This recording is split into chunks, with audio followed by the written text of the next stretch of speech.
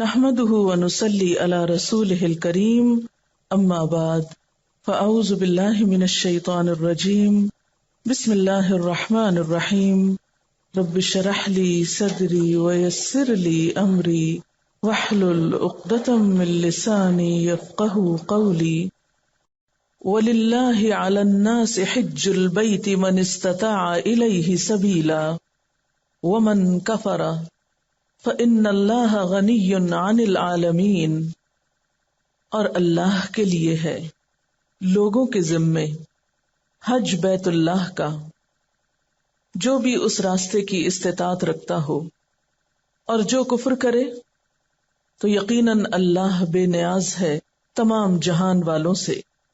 سورۃ آل عمران کی اس آیت میں لوگوں کو حج کا حکم دیا جا رہا ہے۔ حج کا لفظی معنی ہے قصد کرنا، زیارت کرنا، ارادہ کرنا، اور اسلامی محاورے میں یا اسلامی اصطلاح میں اللہ تعالی کی مخصوص عبادت اور اس کے گھر کی مخصوص طریقے سے زیارت کو حج کہتے ہیں۔ حج اسلام کے 5 ارکان میں سے ایک اہم رکن ہے جو ہر صاحب استطاعت پر فرض ہے۔ رسول اللہ صلی اللہ علیہ وسلم نے فرمایا، ان اللہ فرض علیکم الحج فحجوا، یقیناً اللہ نے تم پر حج فرض قرار دیا ہے لہذا تم حج کرو۔ ایک اور حدیث میں آتا ہے، رسول اللہ صلی اللہ علیہ وسلم نے فرمایا، اسلام کی بنیاد 5 چیزوں پر ہے۔ نمبر 1، اللہ تعالی کے ایک ہونے اور محمد صلی اللہ علیہ وسلم کے رسول ہونے اور اس کے بندہ ہونے کی شہادت دینا۔ نمبر 2، نماز پڑھنا۔ نمبر 3، بیت اللہ کا حج کرنا۔ نمبر 4، رمضان کے روزے رکھنا، اور نمبر 5، زکوٰۃ ادا کرنا۔ حج کن لوگوں کے اوپر فرض ہے؟ نمبر 1، جن کے پاس مال ہو۔ نمبر 2، آزاد یعنی غلام پر فرض نہیں۔ نمبر 3، عاقل یعنی ناسمجھ پر یا مجنون پر فرض نہیں۔ نمبر 4، بالغ یعنی بچے پہ فرض نہیں۔ نمبر 5، مسلمان، نان مسلمز پہ فرض نہیں۔ نمبر 6، صحت مند، تندرست، کیونکہ اگر کوئی شخص بیمار ہے اور وہ دوسروں پر ایک بوجھ ہے تو ایسا شخص معذور ہے۔ نمبر 7، پرامن راستہ، اگر جان کو خطرہ ہو راستے میں تو ایسی صورت میں من استطاع الیہ سبیلا میں پھر یہ چیز نہیں آتی، کیونکہ اس راستے کی استطاعت ہونا ضروری ہے، یعنی راستے کا پرامن ہونا بھی۔ نمبر 8، حکومت کی طرف سے کوئی رکاوٹ نہ ہو۔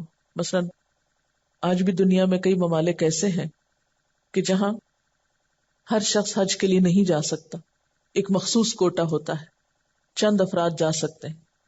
تو ایک شخص نے اگر ارادہ کیا، نیت کی، اپلائی بھی کر لیا، لیکن موقع نہیں ملا، حکومت کی طرف سے اجازت نہیں ملی، تو بلا وجہ غلط طریقے اختیار کر کے جھوٹ بول کر یا چوری چھپے ایسا کام کرنا پھر درست نہیں۔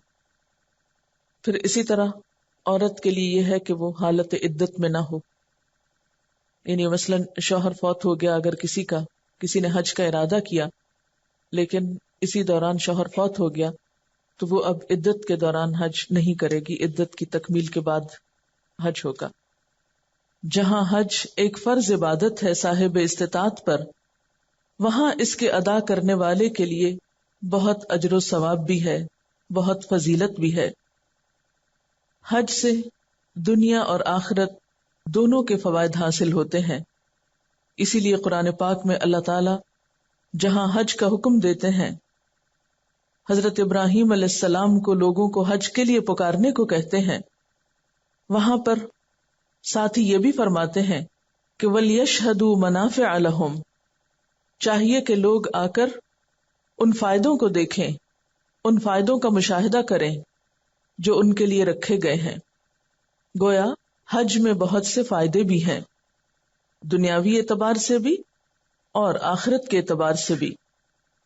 رسول اللہ صلی اللہ علیہ وسلم سے دریافت کیا گیا، ای العمل افضل؟ قال ایمان باللہ ورسولہ، قیل ثم ماذا؟ قال الجہاد فی سبیل اللہ، قیل ثم ماذا؟ قال حج مبرور. آپ صلی اللہ علیہ وسلم سے دریافت کیا گیا کون سا عمل اللہ تعالیٰ کو سب اعمال سے پیارا ہے، یا اللہ کے ہاں کون سا عمل سب سے افضل ہے؟ فرمایا اللہ اور اس کے رسول پر ایمان لانا. پھر عرض کیا گیا اس کے بعد کون سا؟ فرمایا اللہ کے راستے میں جہاد کرنا. پھر عرض کیا گیا اس کے بعد کون سا عمل؟ فرمایا حج مقبول. عربی میں لفظ ہے حج مبرور، اور اردو میں ترجمہ کیا جاتا ہے وہ حج جو قبول ہو جائے، جو نیکیوں سے بھرا ہوا ہو. رسول اللہ صلی اللہ علیہ وسلم نے فرمایا من حج فلم يرفث ولم يفسق رجع كيوم ولدته امه. جس نے اللہ کی خوشنودی کے لیے حج کیا اور اس میں نہ کوئی بے حیائی کا کام کیا نہ گناہ کا کام کیا، تو وہ شخص واپس اس طرح لوٹے گا جیسے اس دن گناہوں سے پاک تھا جب اس کی ماں نے اس کو جنم دیا تھا.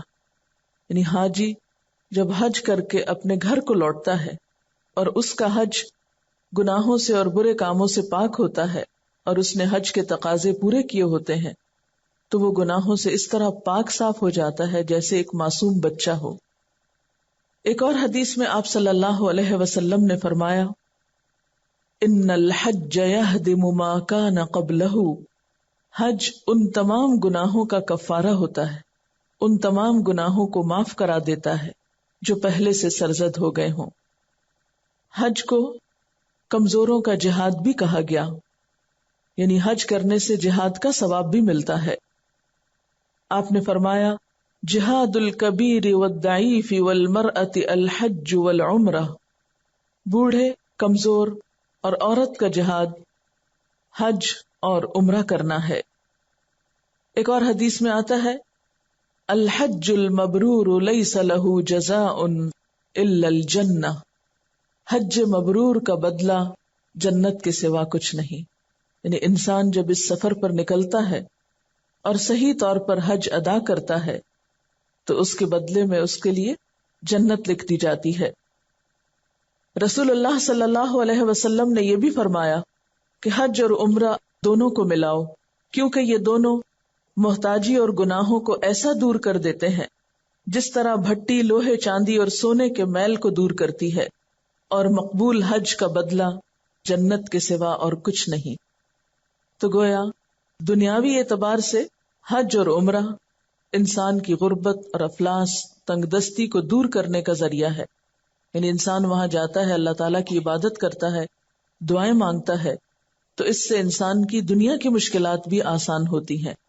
لیکن یہ یاد رکھیے کہ وہاں کی دعاؤں میں صرف دنیا نہیں مانگنی، آخرت بھی مانگنی ہے، کیونکہ اللہ سبحانہ وتعالیٰ فرماتے ہیں وَمِنَ النَّاسِ مَن يَقُولُ رَبَّنَا آتِنَا فِي الدُّنْيَا حَسَنَةً وَمَا لَهُ فِي الْآخِرَةِ مِنْ خَلَاقٍ. لوگوں میں سے بعض ایسے ہیں جو کہتے ہیں، یعنی حج پر جا کر کہتے ہیں، کیونکہ یہ آیت حج کے کانٹیکسٹ میں ہی نازل ہوئی کہ اے ہمارے رب ہمیں دنیا میں بھلائی عطا کر، یعنی صرف دنیا مانگتے ہیں. تو ایسے لوگوں کے لیے وَمَا لَهُ فِي الْآخِرَةِ مِنْ خَلَاقٍ، ان کا آخرت میں کوئی حصہ نہیں ہوتا. وَمِنْهُمْ مَنْ يَقُولُ رَبَّنَا آتِنَا فِي الدُّنْيَا حَسَنَةً وَفِي الْآخِرَةِ حَسَنَةً وَقِنَا عَذَابَ النَّارِ. کہ اے ہمارے رب ہمیں دنیا میں بھی بھلائی عطا کر اور آخرت میں بھی بھلائی عطا کر اور ہمیں آگ کے عذاب سے بچا. تو ایسے لوگوں کے لیے پھر کیا ہوگا؟ دنیا اور آخرت دونوں کا فائدہ، دونوں کا ثواب. حج کے راستے میں انسان جو کچھ خرچ کرتا ہے اس کا الگ طور پر ثواب ملتا ہے. یعنی حج بذات خود ایک عبادت ہے، لیکن اس راستے میں انسان جو بھی محنت مشقت اٹھاتا ہے، جو بھی مال خرچ کرتا ہے، اس کا مزید ثواب ملتا ہے. اس لیے اس راستے میں جو پیسہ آپ کو لگانا پڑے، جو وقت آپ کو لگانا ہو، جو بھی قربانی آپ کو کرنا ہو، اس کو خوشی سے کیجیے، کیونکہ ہر ایک چیز کا الگ الگ اجر و ثواب لکھا جاتا ہے.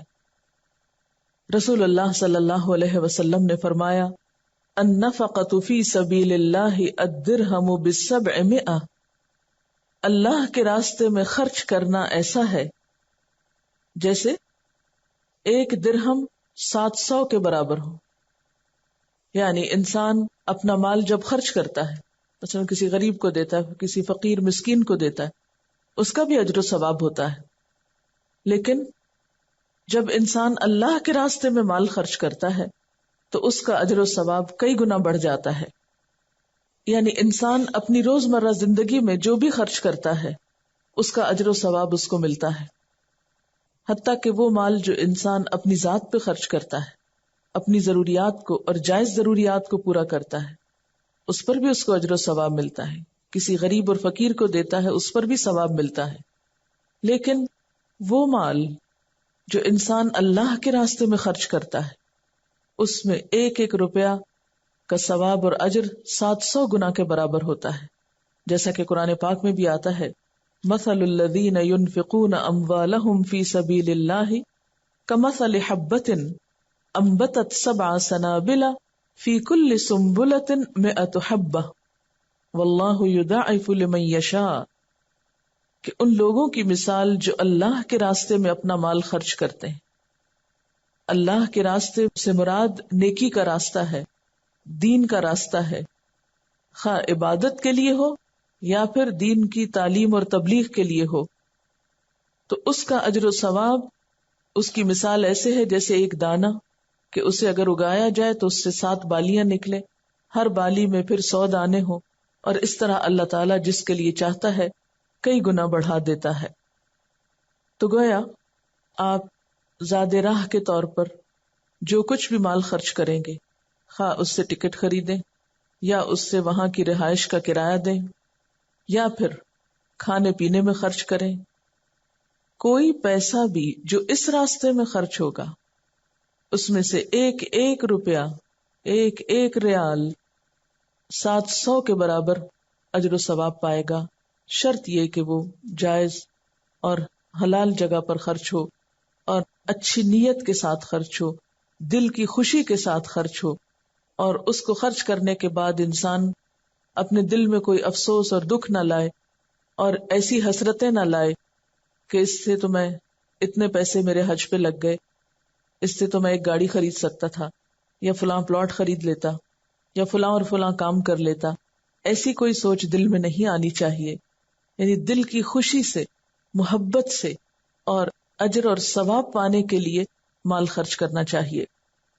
اور اس کے علاوہ جو تکلیف بھی اس راستے میں اٹھانی پڑے، حتیٰ کہ جب درخواستیں جمع ہوتی ہیں اور درخواست جمع ہونے کے بعد انتظار کی جو تکلیف اور انتظار کی جو مشقت ہے، یا پھر ایئرپورٹ پر جا کر انتظار کی، کیونکہ بعض اوقات حج فلائٹس لیٹ ہو جاتی ہیں، بعض اوقات رش بہت ہوتا ہے، سیٹ چانس پر ہوتی ہے، بعض اوقات انسان کو یہ معلوم نہیں ہوتا کہ وہ جا سکے گا یا نہیں، تو وہ ایک کشمکش کی کیفیت ہوتی ہے جو ایک ذہنی ٹارچر بھی ہوتا ہے. پھر اسی طرح سفر کی طوالت، پھر سفر میں پیش آنے والے کوئی بھی ناخوشگوار واقعات، کسی بھی انسان کا ناخوشگوار رویہ یا کسی بھی شخص کی طرف سے، مثلا وہ حج کا عملہ ہو سکتا ہے یا ایئرپورٹ کا عملہ ہو سکتا ہے، یا پھر آگے راستے میں طرح طرح کی ناخوشگوار باتیں ہو سکتی ہیں جو ہماری مرضی، روٹین، خواہشات کے خلاف ہوں. ان میں سے کسی کا بھی ذکر ایسے انداز میں نہیں کرنا چاہیے کہ جس سے اجر و ثواب ضائع ہو. ان سب چیزوں کو بھی خوشی خوشی برداشت کرنا چاہیے. اور جہاں بھی پریشانی ہو تو بجائے اس کے کہ کوئی واویلا کیا جائے یا کسی قسم کی شکایت کی جائے یا بہت زیادہ پریشانی کا اظہار کیا جائے، فوراً یہ سوچا جائے کہ اللہ کا شکر ہے جس نے مجھے اس راستے کے لیے چنا. یاد رکھیے کتنے ہی بے شمار لوگ ایسے ہیں کہ جن کے دل تڑپتے ہیں وہاں جانے کو، لیکن ان کے پاس جانے کے لیے وسائل نہیں، صحت نہیں، مصروفیات اور مشغولیات ایسی ہیں کہ موقع نہیں. تو اگر آپ کو اللہ تعالیٰ نے اس سفر کے لیے چن لیا تو اس پر سوائے شکر کے اور کوئی بھی شکوہ زبان پر نہیں آنا چاہیے. ہر موقع پر ایک مثبت سوچ ساتھ رہنی چاہیے. آپ صلی اللہ علیہ وسلم نے حضرت عائشہ سے فرمایا تھا ان لکی من الاجر علی قدر نصبکی و نفقتکی، یعنی اس راستے میں جتنی تم کو تکلیف ہوگی اور جتنا تم خرچ کرو گی اتنا ہی ثواب تم کو ملے گا. تو گویا ان تکلیفوں پر بے چین نہیں ہونا، یعنی جان بوجھ کے تو خود کو مشقت میں نہیں ڈالنا چاہیے کہ عبادت ہی نہ کر سکے انسان، لیکن عبادت کے اس سفر میں جو بھی کوئی مشقت ہو، تکلیف ہو، اس پر اجر ہی اجر ہے.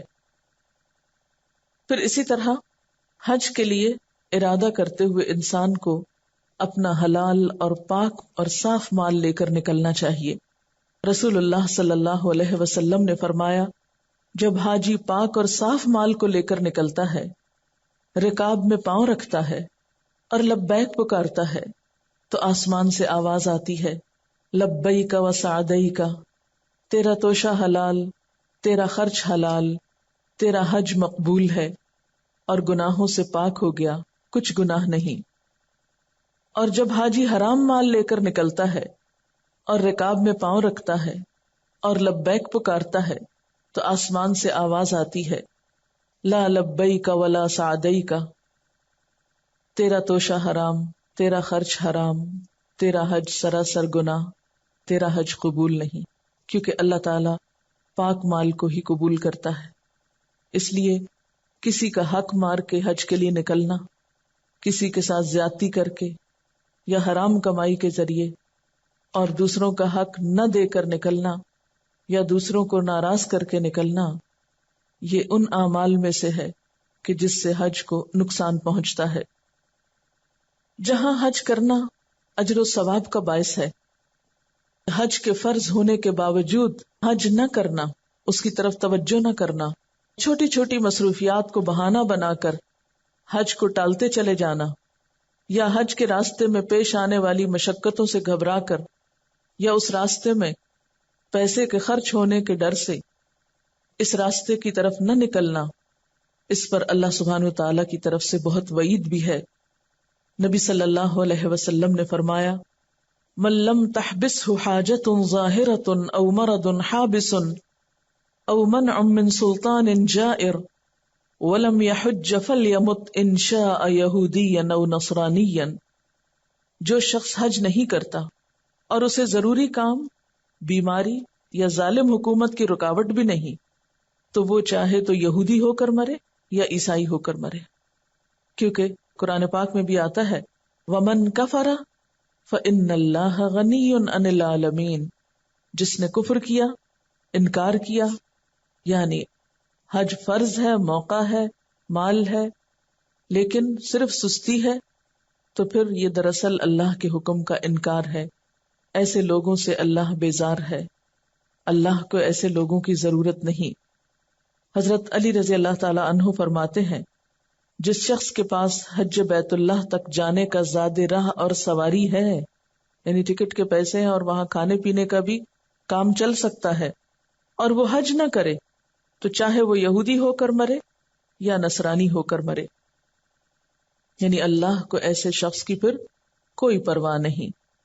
ایسا شخص اگر زبان سے لا الہ الا اللہ کا اقرار کرتا بھی ہے تو اس کا یہ اقرار جھوٹا ہے، کیونکہ وہ اللہ کے راستے پر یا اللہ تعالی کے بلانے پر حاضر نہیں ہو رہا. حضرت عبداللہ بن عباس رضی اللہ تعالی عنہ سے روایت ہے کہ نبی صلی اللہ علیہ وسلم نے فرمایا جو شخص حج کا ارادہ کرے اسے جلدی کرنا چاہیے، کیونکہ کبھی آدمی بیمار ہو جاتا ہے، کبھی سواری کا بندوبست نہیں ہو سکتا، یا کوئی رکاوٹ پیش آ جاتی ہے.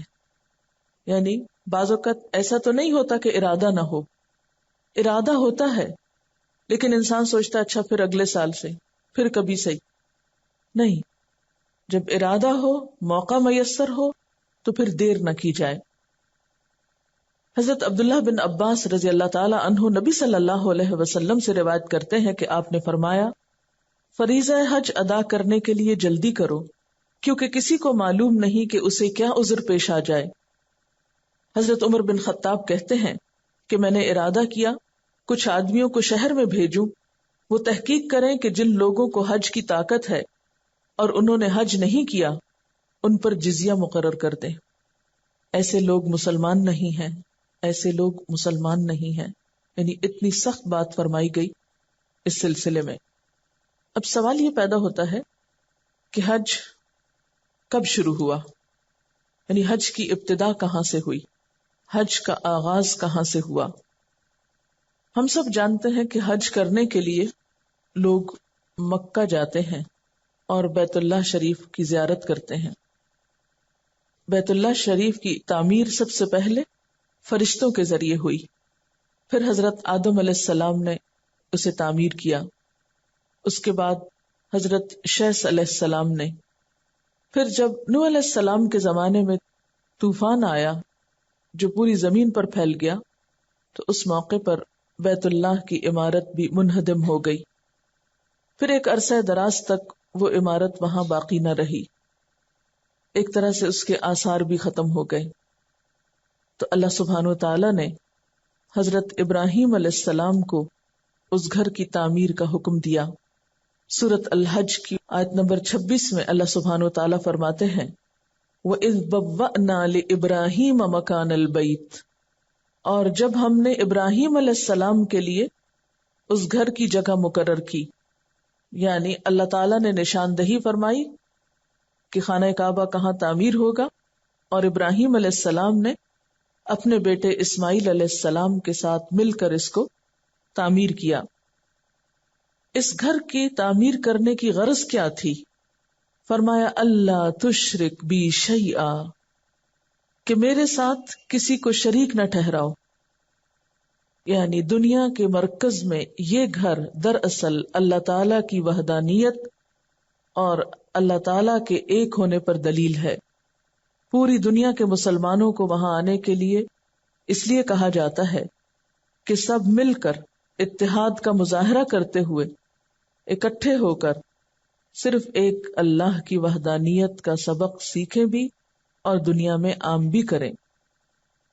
حضرت ابراہیم علیہ السلام اپنی بیوی حضرت ہاجرہ اور اپنے بیٹے حضرت اسماعیل علیہ السلام کو اللہ کے حکم سے وہاں پر لے گئے جبکہ وہاں کوئی آبادی نہ تھی، یعنی مکہ کی بے آب و گیا کہ کوئی پانی نہیں، کوئی سبزہ نہیں. اس وادی میں وہاں لے جا کر انہوں نے ان کو بسایا. وہ وہاں پر بڑے ہوئے، یعنی حضرت اسماعیل علیہ السلام، پھر ان کے ساتھ مل کر اس گھر کو تعمیر کیا. تعمیر کرتے ہوئے حضرت ابراہیم علیہ السلام نے اللہ تعالیٰ سے دعائیں مانگی، اور وہ دعائیں کیا تھیں؟ وَإِذْ يَرْفَعُ إِبْرَاهِيمُ الْقَوَاعِدَ مِنَ الْبَيْتِ وَإِسْمَاعِيلُ رَبَّنَا تَقَبَّلْ مِنَّا إِنَّكَ أَنْتَ السَّمِيعُ الْعَلِيمُ. اور جب ابراہیم اور اسماعیل علیہ السلام اس گھر کی بنیادیں اٹھا رہے تھے تو دعا کر رہے تھے اے ہمارے رب تو ہم سے قبول کر لے، یعنی ہماری اس کوشش کو قبول فرما. انک انت السمیع العلیم، بے شک تو سننے والا جاننے والا ہے. ربنا وجعلنا مسلمین لک، اے ہمارے رب ہمیں اپنا فرما بردار بنا. گویا وہ گھر فرما برداری اور اطاعت کا سمبل ہے. ومن ذریتنا امۃ مسلمۃ لک، اور ہماری اولاد میں سے بھی یا ہماری نسل میں سے ایک مسلمان امت اٹھا، یعنی ہم بھی تیرے فرما بردار ہیں اور یہاں ایک ایسی امت پیدا کر کہ جو تیری ہی فرما بردار ہو. وَأَرِنَا مَنَاسِكَنَا، اور ہمیں ہمارے حج کے طریقے سکھا یا عبادت کے طریقے سکھا. وَتُبْ عَلَيْنَا، اور ہم پر مہربان ہو جا. تو گویا یہ حضرت ابراہیم اور اسماعیل علیہ السلام کی دعائیں تھیں. اس گھر کو تعمیر کرتے ہوئے قبولیت کی دعا، اطاعت اور فرما برداری کی دعا کہ اس کی اللہ توفیق دے، پھر آئندہ ایک مسلمان امت پیدا ہونے کی دعا، اور حج کے طور طریقے سکھائے جانے کی دعا. انک انت التواب الرحیم، بے شک تو ہی توبہ قبول کرنے والا مہربان ہے. ربنا وابعث فیہم رسولا منہم، اے ہمارے رب ان میں ایک رسول کو بھیج، ایک رسول اٹھا، منہم انہی میں سے، یعنی اس علاقے میں ایک رسول پیدا کر. یتلو علیہم آیاتک، جو ان لوگوں کو یعنی اس امت مسلمہ کو تیری آیات پڑھ کر سنائے، وَيُعَلِّمُهُمُ الْكِتَابَ وَالْحِكْمَةَ، انہیں کتاب و حکمت کی تعلیم دے، وَيُزَكِّيهِمْ، اور ان کا تزکیہ کرے، إِنَّكَ أَنْتَ الْعَزِيزُ الْحَكِيمُ، بے شک تو زبردست ہے، حکمت والا ہے۔ تو بات یہ ہے کہ جب یہ گھر تعمیر ہوا تھا تو اس کی تعمیر کا مقصد صرف یہاں پر حج کرنا ہی نہیں تھا یا لوگوں کا اکٹھا ہونا ہی نہیں تھا، یہ اس سے آگے بڑھ کر ایک بہت بڑے مقصد کی تکمیل کے لیے تعمیر ہوا تھا، اور وہ مقصد کیا تھا کہ دنیا میں ایک ایسی امت اٹھے، ایک ایسی قوم آئے کہ جو تمام انسانیت کی ہدایت کا ذریعہ بنے، اور اس امت کی تعلیم و تربیت کے لیے ایک نبی آئے، اور اللہ تعالیٰ نے ابراہیم علیہ السلام کی دعا قبول کی اور رسول اللہ صلی اللہ علیہ وسلم کو وہاں پر مبعوث فرمایا۔ آپ نے آ کر اپنی قوم کو قرآن کی تعلیم دی، کتاب کی آیات پڑھ کر سنائی، کتاب اور حکمت کی تعلیم دی اور ان کا تزکیہ کیا۔ تو وہ گھر ہمیں ان سارے مقاصد کی تجدید کا سبق بھی دیتا ہے۔ وہاں جا کر صرف طواف، نماز اور ذکر اذکار ہی نہیں کرنا، ان مقاصد کی طرف بھی توجہ کرنی ہے کہ وہ امت مسلمہ جو وہاں پر اکٹھی ہے، کیا ان کے اندر یہ تمام صفات پائی جاتی ہیں جن کے لیے ابراہیم علیہ السلام نے دعا کی تھی؟ کیا آج ہم کتاب و حکمت کی تعلیم اور تزکیہ اور تلاوت کی صفات سے آراستہ ہیں جو ورثہ ہمارے لیے رسول اللہ صلی اللہ علیہ وسلم چھوڑ کر گئے؟ ابراہیم علیہ السلام نے یہ بھی کہا تھا، ربنا انی اسکنت من ذریتی بواد غیر ذی زرع عند بیتک المحرم ربنا لیقیموا الصلاة فاجعل افئدة من الناس تهوی الیہم وارزقہم من الثمرات لعلہم یشکرون۔ پروردگار، میں نے ایک بے آب و گیاہ وادی میں اپنی اولاد کے ایک حصے کو تیرے محترم گھر کے پاس لا بسایا، یعنی تیری خاطر ہجرت کی۔ اس ویران جگہ پر میں نے اپنے بیوی بچے کو چھوڑا ایک مقصد کے لیے۔ یہ میں نے اس لیے کیا کہ یہ لوگ یہاں نماز قائم کریں، لہٰذا تو لوگوں کے دلوں کو ان کا مشتاق بنا اور انہیں کھانے کو پھل دے، شاید کہ یہ شکر گزار بنے۔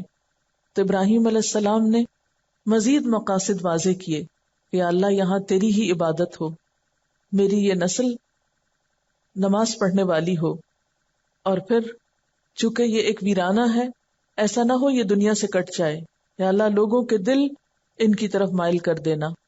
اور اگرچہ یہ جگہ کچھ نہیں اگاتی لیکن یہاں تو ہر طرح کے پھلوں کا رزق ان کو مہیا کرنا، کیونکہ کھانے پینے کی جتنی بھی چیزیں ہیں ان میں سب سے زیادہ بہترین رزق جو ہے، ان میں بہترین رزق جو ہے وہ پھل ہوتے ہیں۔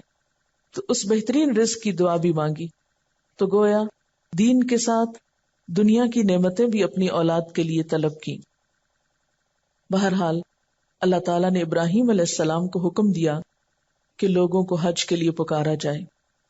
آپ نے جب وہ گھر تعمیر کر لیا تو اللہ تعالیٰ نے فرمایا وَأَذِّن فِي النَّاسِ بِالْحَجِّ، لوگوں میں حج کا اعلان کر دو، لوگوں کو حج کے لیے بلاؤ۔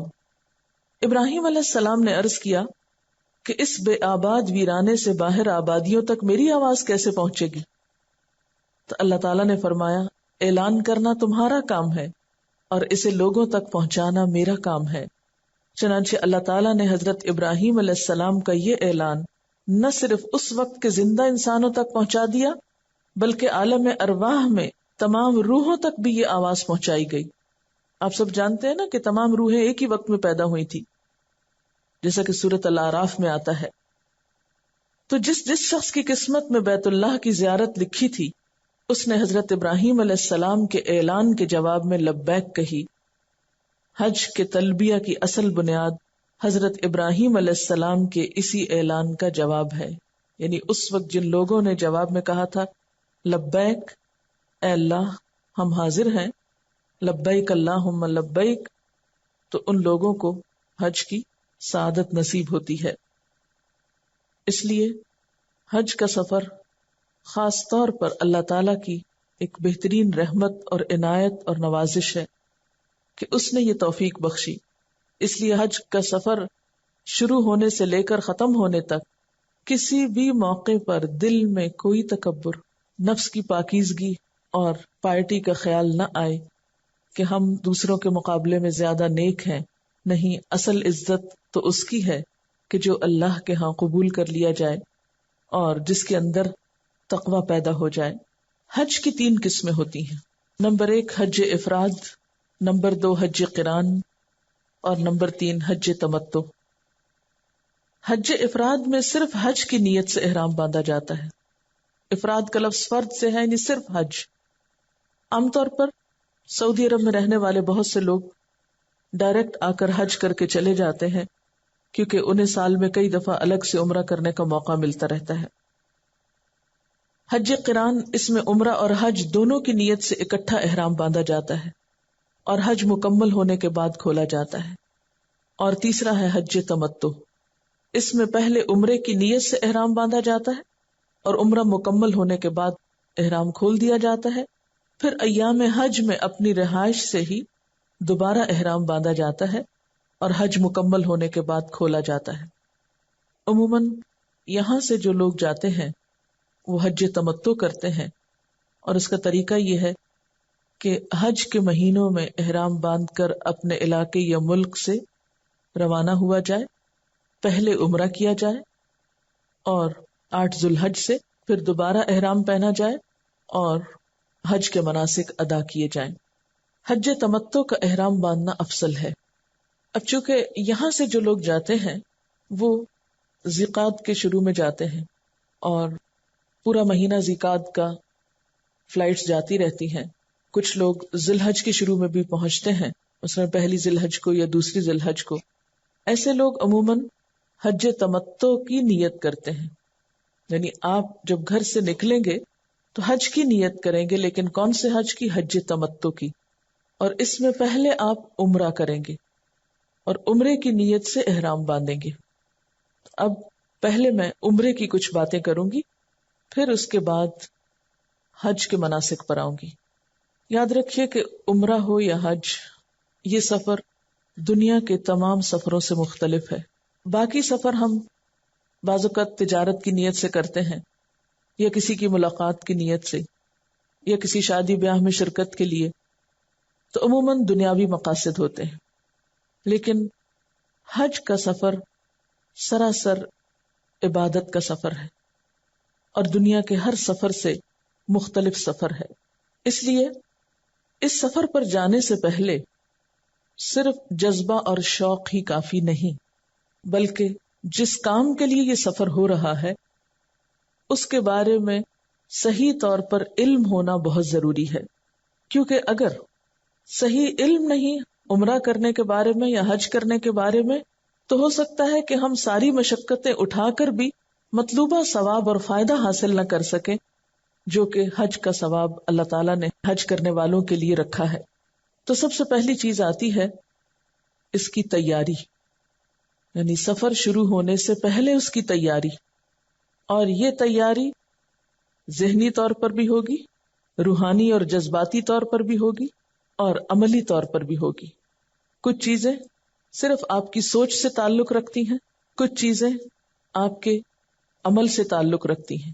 جہاں تک سوچ کا تعلق ہے تو جو ہی ارادہ بنے ذہن میں بار بار یہ بات دہرائیں کہ میرا یہ سفر اللہ کے لیے ہے، میں اس کی جزا اللہ سے چاہتی ہوں، میں صرف اللہ کو خوش کرنے کے لیے جا رہی ہوں، میرا وہاں جانے کا مقصد اور کچھ نہیں، نہ کوئی تعریف چاہنا ہے، نہ ہی کسی کو خوش کرنا ہے یا امپریس کرنا ہے، نہ ہی نیک اور شریف کہلانا ہے. مجھے تو صرف اور صرف اپنے رب کو راضی کرنا ہے. یعنی جو ہی ارادہ ہو تو یہ ارادہ ایک اچھی سوچ میں بدل جائے، اچھی نیت میں بدل جائے.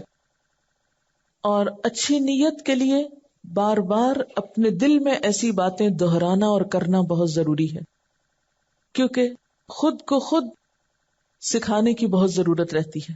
جو ہی خیال آئے تو فوراً خیال اس میں بدل جائے بس اللہ کے لیے، اور زبان سے بھی زیر لب دہراتے رہیں صرف اللہ کے لیے. وَلِلَّهِ عَلَى النَّاسِ حِجُّ الْبَيْتِ، اور اللہ کے لیے لوگوں کے ذمے ہے حج بیت اللہ کا. عملی طور پر جو تیاری کرنا ہے اس میں یہ ہے کہ آپ اپنے تمام ضروری کاغذات، پاسپورٹ، ٹکٹ، رہائش کی کنفرمیشن، معلم کا پتہ وغیرہ، یہ تمام چیزیں ساتھ رکھ لیں. اس کی بہت سی معلومات عموماً حاجی کیمپس میں یا ان کاغذات میں آپ کو ملتی ہیں جو حج کے موقع پر آپ بھر کے دیتے ہیں، یا حج کی درخواست دیتے وقت، یا گورنمنٹ کی طرف سے بھی ایسی بہت سی تفصیلات آپ کو مل جاتی ہیں. لیکن عموماً چند چیزیں یاد دہانی کے لیے بہت فائدہ مند رہتی ہیں. قرآن پاک میں اللہ سبحانہ وتعالیٰ فرماتے ہیں وَتَزَوَّدُوا فَإِنَّ خَيْرَ الزَّادِ التَّقْوَىٰ، سفر کے لیے زاد راہ لے لو اور سب سے بہترین زاد راہ تقویٰ ہے. گویا جب جانے لگو تو ضرورت کی اشیاء ساتھ لو، مثلا اپنا لباس، اپنے جوتے اور دیگر چیزیں، لیکن اس کے ساتھ ساتھ تقویٰ بھی لو. اور تقویٰ کیا چیز ہے؟ دل کے ایک خاص احساس کا نام ہے، دل کے جذبات کا نام ہے جو اللہ کے لیے خالص ہوں. دل میں اللہ کی محبت اور بس اللہ ہی کا خوف ہو، دل شکرانے سے لبریز ہو، اور خوف کس بات کا ہو کہ کہیں مجھ سے کوئی ایسی بات، کوئی ایسی حرکت نہ ہو جائے جو اللہ تعالیٰ کو پسند نہ آئے یا اللہ تعالیٰ کی ناراضگی کا سبب بنے. جہاں تک مادی اشیاء کی ضرورت کا تعلق ہے تو اس میں سب سے پہلے ایک چھوٹی ڈائری اور پین اپنے ساتھ رکھیں جس میں اپنے مشاہدات اور تجربات نوٹ کریں. جو باتیں آپ کے ذہن میں آئیں کہ آپ وہاں جا کر ایسا اور ایسا کریں گے، یا جو وعدے اللہ سے آپ دل میں باندھ رہے ہیں یا جو اب تک باندھتے رہے ہیں، کیونکہ بعض اوقات حج کا بہت شوق ہوتا ہے، جانے کا موقع نہیں ہوتا تو ہم کئی ایک منتیں مانتے رہتے ہیں. اگر اللہ مجھے حج پہ لے جائے تو میں وہاں پہنچ کر اتنے نفل پڑھوں گی، یا اتنے طواف کروں گی، یا اتنا صدقہ خیرات کروں گی، یا ایسا اور ایسا کام کروں گی. وہ تمام چیزیں اب آپ نوٹ کر لیجئے اس چھوٹی ڈائری میں. کہیں ایسا نہ ہو کہ آپ وہاں سے ہو کر واپس آ جائیں اور پھر آپ کو یاد ہے اوہ میں نے تو یہ نیت کی تھی اور یہ منت مانی تھی اور وہ تو میں بھول ہی گئی. ان کو اب بھولنا نہیں، لکھ لینا ہے. پھر اسی طرح آپ کی زندگی میں جو پریشانیاں ہیں، جو دکھ ہیں، جن خاص باتوں کے لیے آپ دعا مانگنا چاہتے ہیں، ان دعاؤں کو بھی لکھتے جائیں. یعنی جو ہی تیاری شروع ہو تو ایک خاص نوٹ بک اور پین ایک طرف رکھ لیں، بیگ میں رکھ لیں، کہیں گھر پہ رکھ لیں. چلتے پھرتے گھر کا کام کاج کرتے دل میں جو خیال آئے کہ یہ دعا مانگوں گی میں وہاں جا کر، ایسا ایسا کروں گی، وہ ساتھ ساتھ لکھتے جائیں. کیونکہ ہوتا یہ ہے کہ جب انسان وہاں پہنچتا ہے تو وہ جذبات کا ایسا عالم ہوتا ہے کہ بہت سی باتیں دماغ سے نکل جاتی ہیں، یا پھر اتنا رش ہوتا ہے کہ انسان بھول جاتا ہے، یا بعض ایسی مصروفیات وہاں پر ہو جاتی ہیں کہ انسان کو اپنی نیتیں، ارادے، شوق بھولے ہوئے ہوتے ہیں. تو بہتر ہے کہ جو اس وقت آپ کی جذباتی کیفیت ہے اس کو نوٹ ڈاؤن کرتے رہیں، تاکہ وہاں جب آپ کو فرصت ملے کھول کے اس کو دوہرا لیں یا پڑھ لیں تو انشاءاللہ کوئی چیز مس نہیں ہوگی. اسی طرح عزیز دوست رشتہ دار آپ کو کہتے رہتے ہیں میرے لیے دعا کرنا، میرے لیے فلاں چیز کی دعا کرنا، ان دعاؤں کو بھی لکھ لیں. کیوں؟ اس لیے کہ عموماً ہم کہہ دیتے ہیں ضرور انشاءاللہ کریں گے، اور یہ ضرور یہی چھوڑ جاتے ہیں اور وہاں جا کے بھول جاتے ہیں. اب آپ دیکھیں اللہ کے راستے پر نکلے ہیں، وعدہ خلافی تو نہیں جائز، وعدے پورے کرنے چاہیے. اس لیے جس کو بھی ہاں بولے کہ ہاں آپ کے لیے دعا کریں گے پھر وہ کرنی ہوگی. ان کو بھی یا تو انہی سے لکھوا لیں کہ آپ اپنی دعا خود لکھ دیں، یا پھر اپنے ہاتھ سے خود لکھ لیں. لیکن یہ یاد رکھیں کہ جب آپ دوسرے کے لیے دعا کرتے ہیں تو اللہ تعالیٰ آپ کے لیے ایک فرشتہ مقرر کر دیتا ہے جو آپ کے لیے دعا کرنے لگتا ہے کہ یا اللہ اس کو بھی وہ عطا کر جو یہ دوسرے کے لیے مانگ رہا ہے، یا اس سے بہتر عطا کر. اس کے علاوہ یہ کہ تیمم کی مٹی چھوٹی سی ڈبیا میں یا چھوٹے سے لاک ہونے والے پولی تھین کے بیگ میں بہت ہی چھوٹی مقدار میں ساتھ رکھ لیں، کیونکہ بعض اوقات جہاز میں پانی ختم ہو جاتا ہے، وضو کا وقت آتا ہے، اور اگر پانی ہو بھی بعض اوقات اور سارے مثلاً 300 مسافروں کا جہاز ہے اور سب وہاں واش روم میں جا کے وضو کرنے لگے تو آپ خود سوچیں کہ حال کیا ہوگا. اتنا پانی ہو نہیں سکتا، اور بعض اوقات لمبی لائنیں لگ جاتی ہیں. ایسے میں بسا اوقات نماز کا وقت نکلنے لگتا ہے، خصوصاً فجر کا وقت، کیونکہ فجر کی نماز آپ ایک مخصوص وقت میں ہی پڑھ سکتے ہیں، اس کو دوسری کے ساتھ جمع بھی نہیں کر سکتے. تو اس لیے تیمم کی تھوڑی سی مٹی ساتھ ہو تو انسان سہولت کے ساتھ جو ہی وقت ہوا فوراً تیمم کر کے اگر نفل پڑھنا چاہتا ہے مثلاً یا نماز پڑھنا چاہتا ہے تو وہ آسانی سے ادا ہو جائے گی. بعض اوقات جہاز میں تاخیر ہو جاتی ہے، بعض اوقات کسی دوسری جگہ لینڈ کر جاتے ہیں، کوئی بھی ایمرجنسی ہو سکتی ہے. ایسی صورت میں عبادت کے اس سفر میں کوئی نماز تاخیر سے نہ پڑھی جائے یا کوئی نماز قضا نہ ہونے پائے، محض اس وجہ سے یا اس بہانے سے کہ وضو کا موقع نہیں تھا. پھر اسی طرح یہ ہے کہ لے جانے والی چیزوں میں چھوٹا ایک الارم کلاک رکھ لیں. بعض اوقات آپ ایسے ہوٹل میں ہوتے ہیں یا ایسی جگہ پر ہوتے ہیں جہاں تک آواز نہیں پہنچتی، آذان کی آواز نہیں آتی، یا یہ کہ آپ خود اپنی مرضی سے ایک مخصوص وقت پہ اٹھنا چاہتے ہیں، مثلا آدھی رات کو اٹھنا چاہتے ہیں یا دن میں کچھ آرام کر رہے ہیں تو اس وقت اٹھنا چاہتے ہیں. تو اگر اپنی مرضی سے آپ الارم لگاتے رہیں گے تو آپ کے لیے بہت سہولت ہوگی، کیونکہ بعض اوقات آپ کسی کو کہتے ہیں مجھے اتنے بجے اٹھا دینا، وہ بھی بھول جاتے ہیں. بعض اوقات سب لوگ چلے جاتے ہیں حرم، آپ اپنے مقام پر ہیں اور آپ کے پاس کوئی جگانے والا نہیں، تو کہیں ایسا نہ ہو کہ سوتے رہ جائیں کسی بھی وقت غفلت سے اور آپ کی کوئی نماز مس ہو جائے یا کسی چیز میں تاخیر ہو جائے. تو اپنے سہولت کے لیے اپنا الارم اپنے ساتھ رکھیں. پھر اسی طرح یہ ہے کہ سوتی جرابوں کے اگر 2 یا 3 جوڑے ساتھ رکھ سکیں تو حرم کے جو ماربل کا فرش ہے اس پہ چلنے کے لیے آسانی رہتی ہے، پاؤں کو سپورٹ ملتی ہے. بعض لوگوں کے پاؤں میں تکلیف ہوتی ہے جب وہ ننگے پاؤں چلتے ہیں، خصوصاً جب عمر زیادہ ہوتی ہے تو ننگے پاؤں اس فرش پہ چلنا مشکل ہو جاتا ہے. تو اگر تھک سوتی جرابیں پہنی ہوئی ہو آپ نے، تمہیں گرمی بھی عموماً نہیں لگتی اور چلنے میں بھی سہولت ہوتی ہے. لیکن یہ ہے کہ جو ہی جرابیں میلی ہوں تو دوسری بدل لیں اور پہلے والی وضو کے ساتھ ہی دھو کے چھوڑ جائیں، اور نیکسٹ ٹائم تک، اگلے دن تک وہ سوکھی بھی ہوں گی، اور اس طرح آپ آسانی سے تبدیل کرتے رہیں گے. اور انشاءاللہ پاؤں ڈائریکٹ جب ماربل پہ ٹچ نہیں کریں گے تو درد بھی کم ہوگی، کیونکہ بہت سے لوگ ننگے پاؤں جب چلنے کے عادی نہیں ہوتے تو طواف یا سعی کے بعد بہت زیادہ تھک جاتے ہیں اور آئندہ طواف اور سعی کر نہیں پاتے، اور اس طرح عبادت کے موقع ہاتھ سے جاتے رہتے ہیں. کیونکہ آپ نوافل تو گھر بھی پڑھ سکتے ہیں اور کام گھر کر سکتے ہیں، لیکن طواف کا جو یہ موقع ہے یہ وہی نصیب ہوتا ہے، اس لیے اس کو ہاتھ سے نہیں جانا چاہیے، اس کا انتظام گھر سے کر کے جائیں. پھر اسی طرح بعض اوقات چھالے نکل آتے ہیں پاؤں میں، یا یہ کہ کوئی پاؤں کسی چیز کے ساتھ زخمی ہو جاتے ہیں، تو اپنے ساتھ بینڈیج وغیرہ یا ایسی چیزیں جو آپ کو عام طور پر فائدہ دیتی ہیں، اپنی ضرورت کی دوا وہ ساتھ رکھیں. کیونکہ وہاں پر ایک تو دوائیں مہنگی بہت ہوتی ہیں، بعض اوقات رش اتنا ہوتا ہے سٹورز پر کیونکہ اتنے لاکھوں لوگ وہاں پر موجود ہوتے ہیں، تو تمام دکانیں جو ہیں وہ بزی ملتی ہیں. بعض اوقات نماز کے وقت کو دیر ہو جاتی ہے، تو اس لیے فرسٹ ایڈ کا تھوڑا سا سامان جیسے بینڈیج، پین کلر جو ہے یہ اپنے ساتھ ہی آپ رکھیں تو بہتر ہے.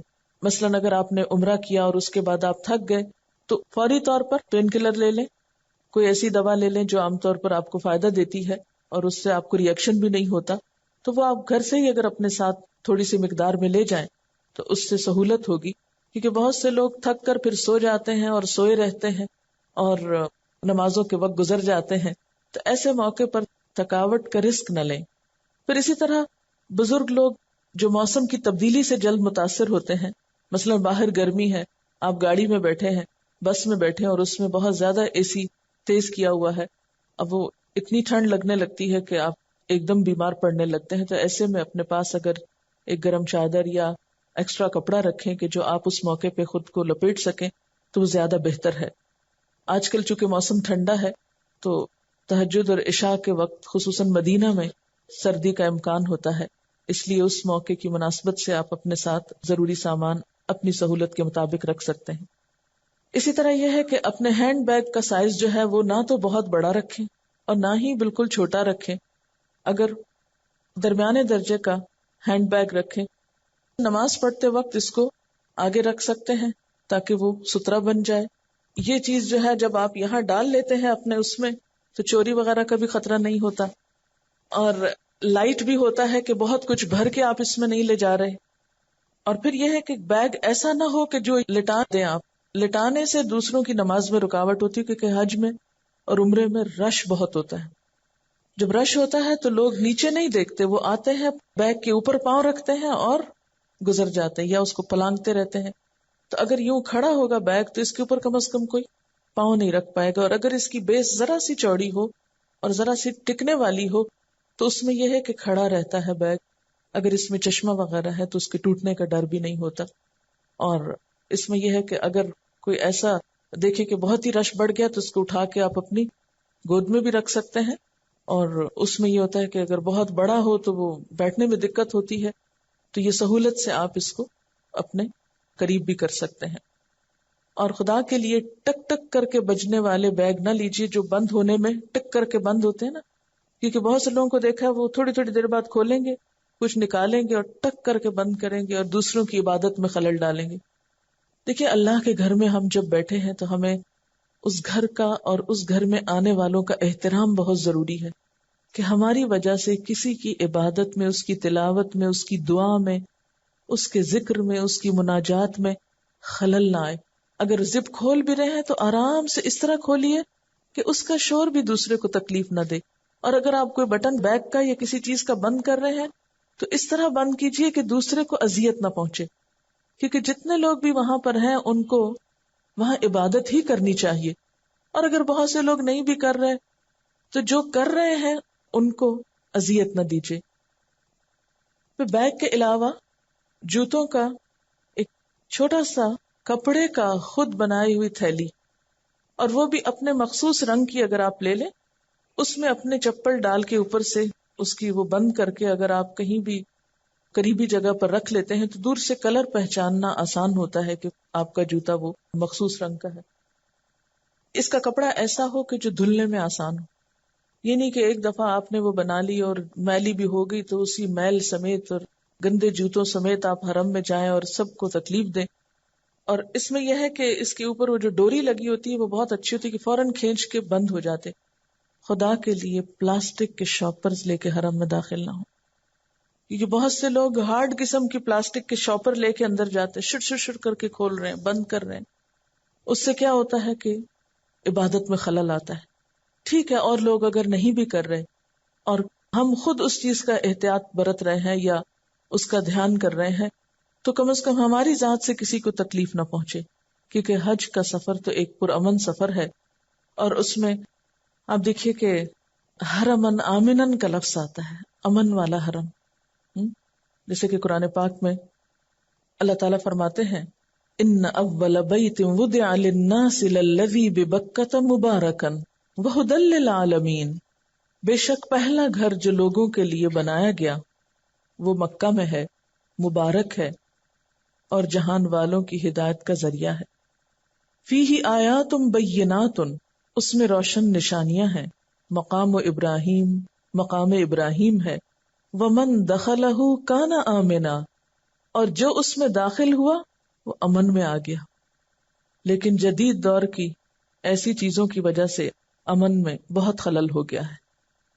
اچھا، ایک اور چیز یہ کہ جو آپ کا بیگ ہوگا اس کے کانٹینٹس بھی آپ کو بتا دیتی ہوں کہ اس بیگ میں دعاؤں کی کتاب، چشمہ اگر آپ لگاتے ہو، ورنہ کالا چشمہ جو ہے دن میں جب آپ طواف کرنے کو جا رہے ہو تو ظہر اور عصر کی نمازوں کے وقت یا صبح کے وقت میں جیسے چاشت کے وقت اگر آپ طواف کرنا چاہتے ہیں تو اس میں اگر آپ کالا چشمہ پہنے ہوئے ہیں تو بہت سہولت کے ساتھ طواف ہو جائے گا. کیونکہ بہت سے لوگ وہاں کی دھوپ برداشت نہیں کر سکتے کیونکہ دھوپ میں چمک بہت ہوتی اور فرش بھی سفید ہے ماربل کا، تو وہ جب اس پہ روشنی پڑتی ہے تو آنکھیں نہیں بعض اوقات کھلتی. اس میں آپ دیکھیے کہ اس بیگ کے اندر قرآن پاک کا اپنا چھوٹا نسخہ، تاکہ جہاں موقع ملے فوراً نکال کر آپ پڑھ سکیں. حرم میں اگرچہ قرآن پاک موجود ہوتے ہیں لیکن بعض اوقات وہ اتنے فاصلے پر ہوتے ہیں اور بیچ میں لوگ نفل پڑھ رہے ہوتے ہیں کہ آپ نسخہ اٹھانے جاتے ہیں اور بہت سے لوگوں کی نماز کے آگے سے گزر کر گناہ کماتے ہیں. اس لیے اگر اپنے بیگ میں چھوٹے سائز کا قرآن پاک ہو تو وہ زیادہ سہولت رہتی ہے. اسی طرح دعاؤں کی کتاب، سجدے کے لیے چھوٹا سا میٹ یا رومال. مثلا وہاں اب پراپر میٹس بھی ملتے ہیں، لیکن وہ اٹھانا اور اس بیگ میں سنبھالنا بعض اوقات مشکل ہوتا ہے، تو آپ ایک تولیہ یا کاٹن کا ایسا رومال جو نیچے ٹک جائے، اگر سجدے کی جگہ پر کم از کم اس کو رکھ کر نماز پڑھیں تو نماز میں زیادہ خشوع ہوگا. کیونکہ بعض اوقات یہ دیکھا گیا ہے کہ لوگ بچوں کو لے کر وہاں پر آ جاتے ہیں، خواتین کے حصے میں خصوصاً بہت چھوٹے بچوں کو کارپٹ پہ سلا دیتے ہیں. میں نے اپنی آنکھوں سے بعض مناظر ایسے دیکھے ہیں کہ جس کے بعد بہت میں کانشیس ہو گئی کہ خالی کارپٹ پہ وہاں نماز نہیں پڑھنی. چونکہ پوری دنیا کے لوگ جمع ہوتے ہیں نا، تو بعض مائیں پڑھی لکھی نہیں ہوتی. بہت سے ممالک میں بہت غربت بھی ہے، ہر شخص بچوں کے لیے نیپیز افورڈ نہیں کر سکتا، اس لیے خود احتیاط برتنی چاہیے. بعض لوگوں کو ڈسٹ سے الرجی ہوتی ہے یا کارپٹ سے الرجی ہوتی ہے، تو ایسے موقع پر اگر صاف ستھرا رومال آپ کا بیگ کے اندر موجود ہے تو نماز کے وقت میں، عین نماز کے وقت میں اس کو نکال کر اس سے پہلے نہیں بچھا کے رکھیے، کیونکہ مسلسل لوگ آپ کے آگے سے گزرتے رہتے ہیں. تو جب گزرتے ہیں تو اس کے اوپر پاؤں رکھ رکھ کے گزریں گے، معلوم نہیں کس طرح کے پاؤں ہیں، تو پھر وہ گندا ہو جائے گا. تو اس کو آپ آگے بچھا لیجئے اور اس پر سجدہ کیجئے کہ کم از کم سجدے کی جگہ آپ کو پاک مل جائے. پھر اسی طرح تسبیح رکھ لیجئے. ہاتھوں پہ بھی آپ پڑھ سکتے ہیں، لیکن تسبیح کی سہولت یہ ہوتی ہے کہ انسان کے لیے گننا آسان ہو جاتا ہے. جب آپ ہوٹل سے حرم جاتے ہیں تو راستے میں کئی قسم کے فقیر یا ضرورت مند لوگ بھی آپ کو ملتے ہیں. ایسے میں اگر کچھ چینج آپ اپنے بیگ میں پہلے سے ہی رکھ لیں تو انسان کو پھر دیتے وقت مشکل نہیں ہوتی، اس کا بھی بندوبست پہلے سے کیا ہوا ہو. کیونکہ بعض اوقات ایسے مناظر دیکھنے میں آتے کہ دل چاہتا ہے صدقہ کریں، لیکن بیگ کھولتے ہیں تو وہاں پر چینج نہیں ہے، تو پھر کہتے ہیں اچھا پھر کبھی کر لیں گے، اور وہ پھر کبھی نہیں آتا. اس لیے اگر جاتے ہی جب آپ پیسے چینج کرائیں تو کچھ پیسے مخصوص صدقے کے آپ الگ سے اس میں چھوٹا سا پرس ڈال کر رکھ لیں. کیونکہ بعض اوقات بعض خواتین جب پرس کھولتی ہیں تو پھر وہ ہاتھ مار مار کے ایک چیز نکال، دوسری نکال، تیسری، وہ چیز نکلتی نہیں. مخصوص پاکٹ میں ایک چھوٹا پرس جو آپ کے اس بیگ میں آ جائے، اس میں چھوٹی موٹی کھانے پینے کی چیزیں بھی ہو سکتی ہیں جو آپ کسی کو دے سکتے ہیں، یا یہ کہ آپ کو خود نیند آ رہی ہے تو تھوڑے سے سونف یا کوئی بھی ایسی چھوٹی چیز کہ جس کو آپ نکال کے منہ میں ڈال لیں تو آپ کی نیند ختم ہو جائے. کیونکہ بعض اوقات آپ کو لمبے دورانیے کے لیے وہاں بیٹھنا پڑتا ہے. تہجد سے پہلے آپ وہاں گئے جگہ بنانے کو، وہاں نماز پڑھی، پھر اس کے بعد یہ کہ فجر کی اذان کا انتظار، پھر سنتیں پڑھی، پھر فجر کی نماز پڑھی، پھر آپ چاہتے ہیں کہ تھوڑا قرآن پاک پڑھیں یا اشراق کے نفل پڑھ کر واپس جائیں، تو اس دوران پھر نیند آتی ہے. اور اگر نیند آ جائے اور آپ لیٹ گئے یا سو گئے تو آپ کا وضو نہیں رہے گا، وضو کرنے جائیں گے تو جانے آنے میں بہت سا ٹائم نکل جائے گا. اس لیے بیگ کے اندر پھر اگر ایک چھوٹا پرس ہو اور اس میں چینج یا اس میں چھوٹی موٹی کھانے پینے کی چیز ہو تو آپ بغیر کسی کو اذیت دیے آپ فوراً اس کو نکال کر اپنا کام کر سکتے ہیں. پھر اسی طرح ٹیشوز، چھوٹا سا پیکٹ ٹیشو کا ضروری ہے، کیونکہ بعض آیات ایسی آتی ہیں، بعض اوقات دعا مانگتے ہوئے آپ کو خوب رونا آتا ہے، اور روتے ہوئے اگر صرف آنکھوں سے پانی آئے تو کوئی بات نہیں، بعض اوقات ناک بھی صاف کرنا پڑتا ہے. میں نے کئی لوگوں کو دیکھا ہے پھر وہ اپنے اسکارف سے یا اپنے کپڑوں سے ناک صاف کرنا شروع کر دیتے ہیں. ایک بہت مکروہ عادت ہے، ایسی چیزوں سے بچنا چاہیے. یا تو آپ الگ ایک رومال رکھیں یا ٹیشو رکھیں، جو بھی آپ کو توفیق ہو، جو بھی آپ کی سہولت ہو، لیکن وہ بھی بیگ کے اندر ہمیشہ ہونا چاہیے. آس پاس کے لوگوں میں سے کوئی رو رہا ہے، کسی کو زکام ہے تو اس کے ٹیشو ختم ہو گئے، کیونکہ زکام بھی بہت لوگوں کو ہو جاتا ہے وہاں پر. تو اس میں یہ ہے کہ پھر آپ صدقہ بھی کر سکتے ہیں، کوئی کسی کو دیا، کوئی کسی کو، کوئی کسی کو. تو اس میں یہ کہ وہاں پر کھلے دل سے خرچ کیجئے، لینے والے نہ بنیے، دینے والے بنیے، اور دینے کی نیت رکھیے. کنکھیوں سے آس پاس کے لوگوں کی ضروریات کو دیکھتے رہیے. ایکسٹرا کارڈ بھی یا دعاؤں کی کتاب بھی آپ رکھ سکتے ہیں. بعض اوقات لوگ فارغ بیٹھے ہوتے ہیں، اس وقت میں آپ ان کو دے سکتے ہیں کہ آپ پڑھ رہے ہیں تو وہ بھی ساتھ پڑھنے لگیں. اسی طرح یہ ہے کہ جن دنوں گرمی ہوتی ہے اس کے لیے پانی کی بوتل بھی اگر بیگ کے اندر ہو تو بہتر ہے. کولر اگرچہ کچھ جگہوں پر رکھے ہوتے ہیں پانی کے لیے، لیکن بار بار اٹھ کے پانی کے لیے جانا پھر آنا، پھر وہ چھوٹے گلاس وہاں سے لا کے رکھ لینا، پھر ان کو گرانا اور کارپیٹ خراب کرنا، اور پھر بچوں کا کھیلنا، ان سے کڑکڑ کرنا اور مسجد کے ادب کو خراب کرنا. ان چیزوں سے پرہیز کرنے کے لیے اگر آپ مثلاً چھوٹی خالی بوتل آپ کے پاس ہے، آپ انٹر ہوئے ہیں، بھر کے آپ ساتھ ہی رکھ لیتے ہیں. آپ قرآن پاک پڑھ رہے ہیں، پڑھتے پڑھتے آپ کا حلق سوکھ رہا ہے، تھوڑا سا نکال کے آپ پی لیجئے، حلق تر کر لیجئے اور پھر اس کو ساتھ ہی رکھ لیجئے. پھر اسی طرح یہ ہے کہ بعض اوقات ٹائم سامنے نظر آتا ہے، گھڑیاں جگہ جگہ لگی ہوئی ہیں، بعض اوقات نظر نہیں آتا. کلائی کی گھڑی بھی پہن سکتے ہیں، لیکن اگر اس کی عادت نہ ہو تو چھوٹی سی گھڑی بیگ کے اندر ہو. اگر آپ کو یہ دیکھنا ہو کہ نماز میں کتنا وقت ہے، میں مزید نفل پڑھ سکتی ہوں یا نہیں، تو اس کے لیے بجائے اس کے کہ آپ ہل جل کے وہ وہاں ٹائم دیکھنے جائیں پھر واپس آئیں، اچھا 5 منٹ رہ گئے، وہ 5 منٹ تو آنے جانے میں ہی رش میں پورے ہو جائیں گے. تو اگر یہ ضرورت کی چیز آپ کے اپنے پاس ہوگی تو فوراً ٹائم دیکھ کے اچھا اذان ہونے میں 10 منٹ میں اتنے نفل پڑھ سکتی، یا یہ قرآن پاک اتنا پڑھ سکتی، یا یہ تسبیح کر سکتی. تو اپنے ٹائم مینجمنٹ کے لیے ٹائم اگر ساتھ ہی ہو تو زیادہ بہتر ہے. پھر اسی طرح یہ ہے کہ نماز کے دوران بعض اوقات طویل وقفوں کا انتظار ہوتا ہے، اس میں آپ نے قرآن پاک بھی پڑھ لیا، نفل بھی پڑھ لیے، تسبیح بھی پڑھ لی. اب کیا ہوتا ہے کہ جب بہت زیادہ عبادت کی جائے تو بعض اوقات اس میں آپ تھکنے لگتے ہیں، تو اس سے بہتر ہے کہ آپ پھر کوئی چھوٹی سی کتاب رکھ لیں، یعنی جس میں آپ کوئی نئی چیز سیکھ سکیں. کوئی بھی اچھی کتاب پڑھنے کی، کسی بھی اچھے موضوع پر، دینی یا ایمانی، تو اس میں یہ ہوتا ہے کہ اگر آپ وہ نکال کے تھوڑی دیر کے لیے پڑھ لیں. وہاں پر اب ریسنٹلی یہ دیکھا گیا کہ عرب ممالک سے جو لوگ آتے ہیں وہ چھوٹے چھوٹے پیمفلٹس مختلف ٹاپکس پر خوب بانٹ رہے ہوتے ہیں. اگر آپ کو عربی پڑھنی آتی پھر تو بہت سہولت ہے کہ آپ ان کو پڑھ لیں، لیکن اگر وہ نہ پڑھ سکیں تو اپنی زبان میں چھوٹے چھوٹے بروشر جو ہیں وہ اگر رکھے ہوئے ہوں تو ایک وقت میں ایک نکال کے پڑھا جا سکتا ہے. پڑھ کر آپ وہ دوسرے کو صدقہ کر سکتے ہیں. مثلا اگر آپ پاکستان سے جاتے ہوئے چند چھوٹی چھوٹی کتابیں لے گئے ہیں اور جو آپ نے پڑھ لی، تو بجائے اس کے کہ پڑھ کے پھر گھر واپس لائیں، وہ کہیں مثلا بہت سے انڈین مسلمز ہوتے ہیں یا اور ایسے ممالک سے آئے ہوتے ہیں کہ جن کے پاس اسلامی لٹریچر نہیں ہوتا، ایسی چیزوں کو آپ ساتھ ساتھ دے بھی سکتے ہیں. اب آپ دیکھیے کہ آپ جانے کے لیے تیار ہیں، اور اس کے لیے سب سے پہلے اب احرام کی تیاری کرنا ہے آپ کو، یعنی عمرے کے لیے گھر سے نکل رہے ہیں. تو احرام میں مردوں کا احرام تو مخصوص ہے، سب کو معلوم ہے، اور وہ پہننے کا طریقہ بھی ایک دوسرے سے دیکھ کر آ جاتا ہے. لیکن خواتین کا جو احرام ہے اس کے بارے میں کئی ایک غلط فہمیاں پائی جاتی. خواتین کا احرام ان کا وہی لباس ہے جو وہ عام طور پر پہنتی. احرام نام کا کوئی الگ سے ڈریس نہیں ہے خواتین کے لیے.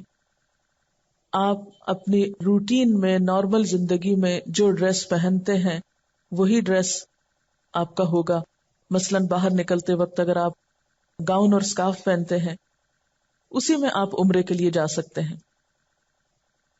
اس میں صرف یہ ہے کہ چونکہ حضور صلی اللہ علیہ وسلم نے فرمایا کہ لا تنتقب المرأة المحرمة ولا تلبس القفازین، کہ احرام پہننے والی عورت نہ نقاب پہنے اور نہ ہی گلوز پہنے.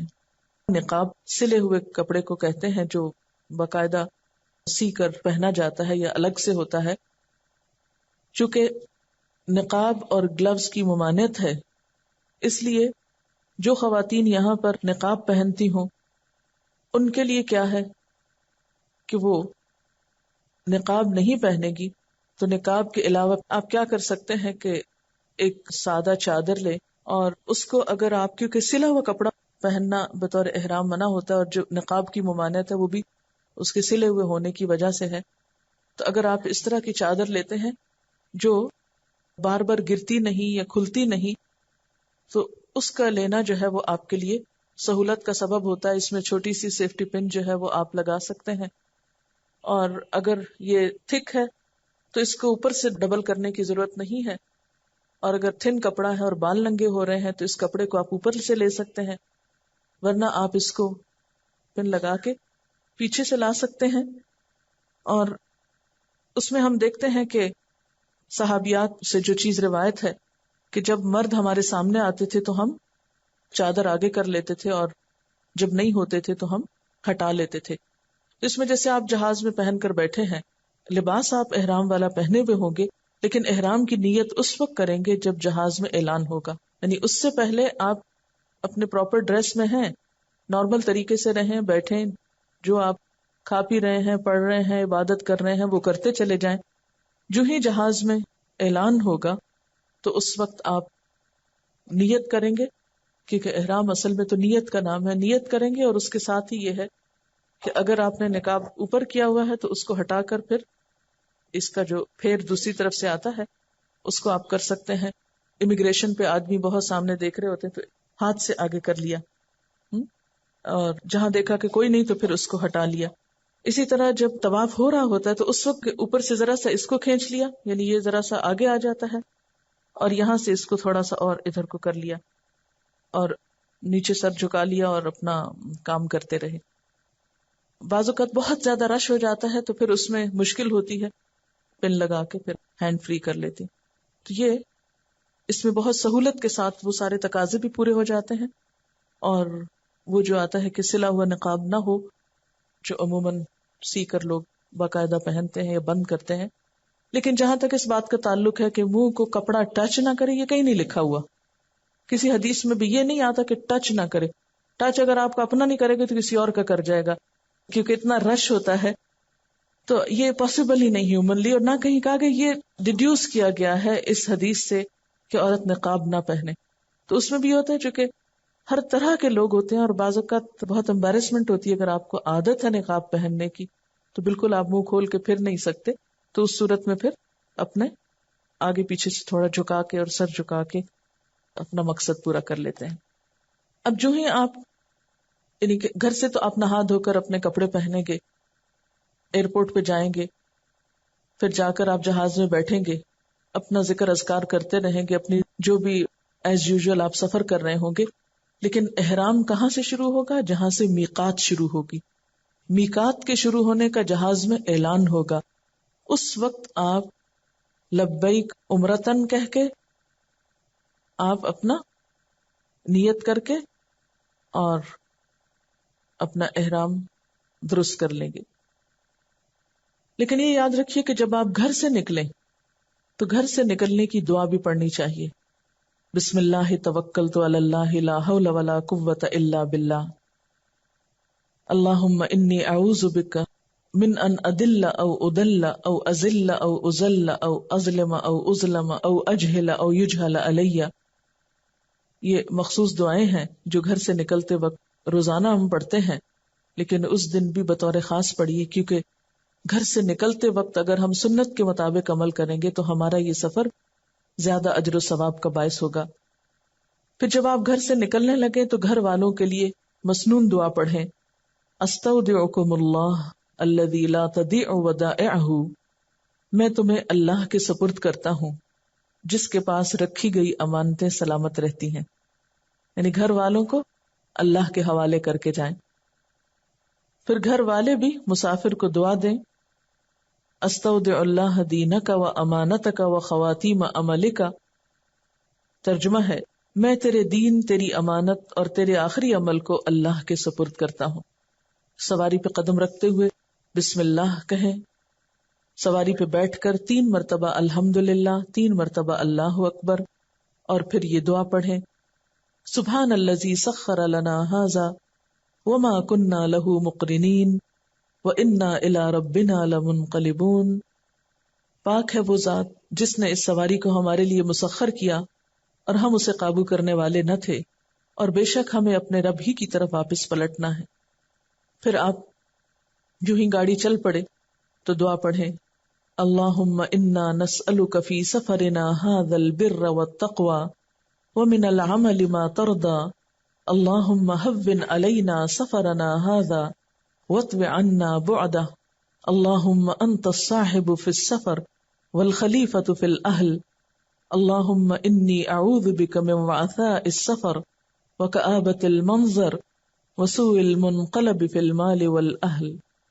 اے اللہ، بے شک ہم آپ سے اس سفر میں بھلائی، تقوی اور ایسا عمل جس سے آپ راضی ہو جائیں اس کا سوال کرتے ہیں. اے اللہ، ہمارے لیے سفر کو آسان کر دے، اس کے فاصلوں کو کم کر دے۔ اے اللہ، اس سفر میں آپ ہی ہمارے ساتھی ہیں، ہمارے گھر والوں کے محافظ ہیں۔ اے اللہ، بے شک میں اس سفر میں تکلیف دہ منظر، اپنے مال اور اہل خانہ کی طرف برائی کے ساتھ لوٹنے سے آپ کی پناہ مانگتا ہوں۔ یعنی اللہ تعالیٰ تو تمام چیزوں کو محفوظ کر دے۔ کس قدر خوبصورت دعا ہے، جس میں اپنے لیے بھی بھلائی ہے، مقصد کی کامیابی کی دعا بھی ہے، اور پیچھے والوں کی فکر جو ہم کرتے ہیں چلنے کے بعد، ان کو بھی اللہ کے سپرد کر کے ہر طرح کی آفات اور مصیبتوں سے بچنے کی دعا ہے۔ اب یہ ہے کہ گھر سے نکلنے سے پہلے آپ غسل کر سکتے ہیں، اور غسل کر کے آپ ڈیوڈرنٹ استعمال کر سکتے ہیں، لیکن خواتین کو ایسی خوشبو سے پرہیز کرنا چاہیے کہ جو خوشبو دوسروں تک جائے، کیونکہ اس سے عبادت میں خلل آئے گا۔ لیکن احرام کی حالت میں کوئی خوشبو استعمال نہیں کر سکتے، یعنی آپ نے ابھی احرام نہیں پہنا، آپ نہائے ہیں، نہا کر آپ نے ڈیوڈرنٹ لگا لیا یا ایسا پاؤڈر جو آپ عام طور پر استعمال کرتے ہیں لیکن جسم کے ساتھ ہی اس کی خوشبو کسی دوسرے تک نہیں جاتی، تو وہ آپ کر سکتے ہیں، لیکن جس چیز سے بچنا وہ کہ ایسی خوشبو نہ ہو جو دوسروں تک پھیلے۔ اب یہ ہے کہ جب جہاز اٹھنے لگے، مثلاً آپ اب سوار ہو گئے جہاز پہ، دعا پڑھ لی، جہاز جب اٹھنے لگے تو اس وقت اللہ اکبر کبیرہ پڑھیے، کیونکہ نبی صلی اللہ علیہ وسلم کی سنت کیا تھی کہ سفر کے دوران بلندی پہ جاتے ہوئے اللہ اکبر پڑھتے تھے اور نیچے اترتے وقت سبحان اللہ۔ اگر کسی جگہ پر راستے میں جہاز لینڈ کرے یا آپ کو رکنا پڑے یا پھر جہاں پر بھی جا کر لینڈ کرے تو وہاں پر آپ دعا پڑھیں گے، رب انزلنی منزلا مبارکا وانت خیر المنزلین، اے میرے رب مجھے بابرکت جگہ اتار اور آپ سب سے اچھا ٹھکانہ دینے والے ہیں۔ پھر رب ادخلنی مدخل صدق واخرجنی مخرج صدق واجعل لی من لدنک سلطانا نصیرا، اے میرے رب مجھے سچائی کے مقام پہ داخل کر اور مجھے سچائی کے مقام ہی سے نکال، اور میرے لیے اپنے پاس سے مددگار قوت فراہم کر۔ پھر اعوذ بکلمات اللہ التامات من شر ما خلق، میں پناہ لیتا ہوں اللہ کے تمام کلمات کے ساتھ اس کی ساری مخلوق کی شرارتوں کے مقابلے میں۔ یعنی یہ دعا جب کسی بستی میں اتر کے پڑھی جاتی ہے تو وہاں پر کوئی بھی چیز پھر نقصان نہیں دیتی۔ پھر آپ دیکھیں کہ جب آپ احرام پہن لیں اور ساتھ ساتھ یہ دعائیں پڑھیں تو اس کے ساتھ ہی یہ ہے کہ تلبیہ پڑھنا شروع کریں۔ تلبیہ پکارنا احرام کی نیت کے ساتھ ہی شروع ہوگا اور کب تک جاری رہے گا؟ جب طواف شروع ہو جائے۔ گویا احرام کی نیت کے بعد جہاز میں، ایئرپورٹ پر، جدہ سے مکہ جاتے ہوئے اور راستے میں آپ کثرت سے تلبیہ پڑھتے رہیں، اور اس میں مردوں کو بلند آواز سے پڑھنے کا حکم ہے۔ بہترین حج وہ ہے جس میں بلند آواز میں تلبیہ پڑھا جائے، یعنی بہترین سفر حج جو ہے اس میں کثرت سے تلبیہ پڑھنا ہے۔ لیکن جب آپ طواف شروع کریں گے تو پھر آپ کا تلبیہ ختم ہو جائے گا، کیونکہ آپ وہ پہنچ گئے جہاں آپ کو پہنچنا تھا۔ حضرت سہل بن سعد روایت کرتے ہیں کہ رسول اللہ صلی اللہ علیہ وسلم نے فرمایا، جب کوئی تلبیہ کہنے والا تلبیہ کہتا ہے تو اس کے دائیں اور بائیں زمین کے آخری کناروں تک تمام پتھر، درخت اور کنکریاں لبیک پکارتے ہیں، جن کا ثواب تلبیہ کرنے والے کو ملتا ہے۔ یعنی جو جو چیز آپ کا تلبیہ سنتی ہے ان کا سننا بھی آپ کے ثواب میں شامل ہو جاتا ہے۔ اور تلبیہ کیا ہے؟ لبیک اللہم لبیک، لبیک لا شریک لک لبیک، ان الحمد والنعمت لک والملک لا شریک لک۔ حاضر ہوں اے اللہ، میں حاضر ہوں، میں حاضر ہوں، تیرا کوئی شریک نہیں، میں حاضر ہوں، بے شک ہم تیرے ہی لائق ہیں، ساری نعمتیں تیری ہی دی ہوئی ہیں، بادشاہی تیری ہی ہے اور تیرا کوئی شریک نہیں۔ تلبیہ کے بعد یہ بھی کہنا چاہیے، اللہم حجۃ لا ریاء فیہا ولا سمعہ، اللہ میں ایسا حج کروں کہ جس میں نہ کوئی ریاکاری ہو اور نہ شہرت کی طلب ہو، یعنی مجھے اس سے غرض نہ ہو کہ لوگ یہ کہیں کہ دیکھو وہ حاجی ہے۔ اسی طرح یہ دعا بھی پڑھ سکتے ہیں، اللہم انی اسألک رضوانک والجنہ واعوذ برحمتک من النار، اے اللہ میں تجھ سے تیری رضا اور جنت کا سوال کرتا ہوں، نیز تیری رحمت کے وسیلے سے آگ سے پناہ طلب کرتا ہوں۔ حضرت ابوبکر صدیق رضی اللہ تعالیٰ عنہ سے روایت ہے، رسول اللہ صلی اللہ علیہ وسلم سے دریافت کیا گیا کون سا حج افضل ہے؟ آپ نے فرمایا جس میں بلند آواز سے تلبیہ پکارا جائے اور قربانی دی جائے۔